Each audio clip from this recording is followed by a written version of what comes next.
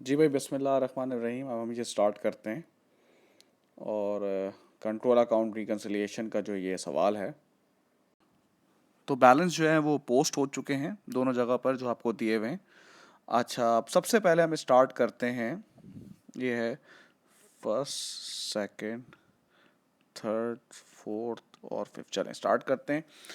A balance of 198 has been omitted from the list of ledger balance। अब ये है कि उसने खुद ही बता दिया आपको कि आपने ये गलती कहाँ की है, इंडिविजुअल अकाउंट में की है।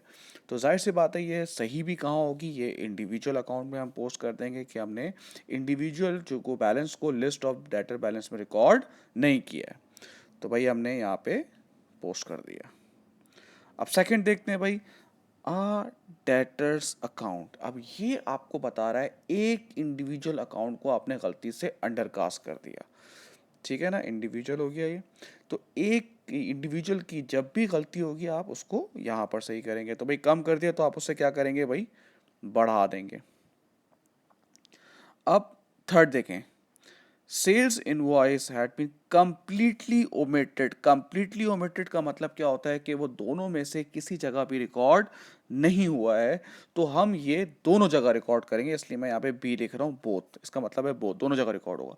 आपने सेल्स को रिकॉर्ड, जब भी वो कहे completely omitted, not recorded at all, वो आप दोनों जगह रिकॉर्ड करेंगे। ठीक है, तो सेल्स आपको पता है यहाँ रिकॉर्ड होती है भाई, 2520, और यहाँ पे रिकॉर्ड हो जाएगी भाई। उसके बाद फोर्थ कह रहा है sales figure for the month.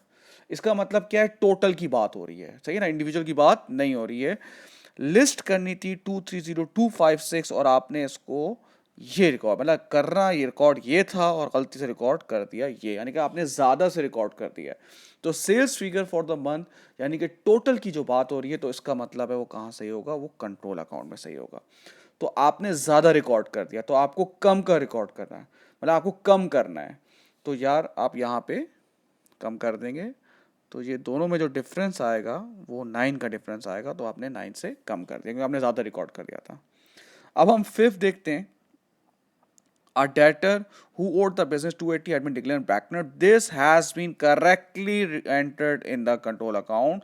Control account में बिल्कुल सही रिकॉर्ड हुआ है, but no entry has been made to cancel the debt in the debtor's personal account। खुद बता दिया उसने आपको कि वो पर्सनल अकाउंट, इंडिविजुअल अकाउंट में बैड डेट की एंट्री नहीं हुई है।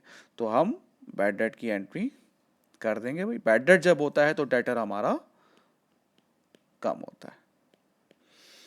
तो अब ये देखते हैं कि भाई अब ये हमारा बैलेंस जो है वो इक्वल आ जाएगा 6426 3। थैंक यू भाई।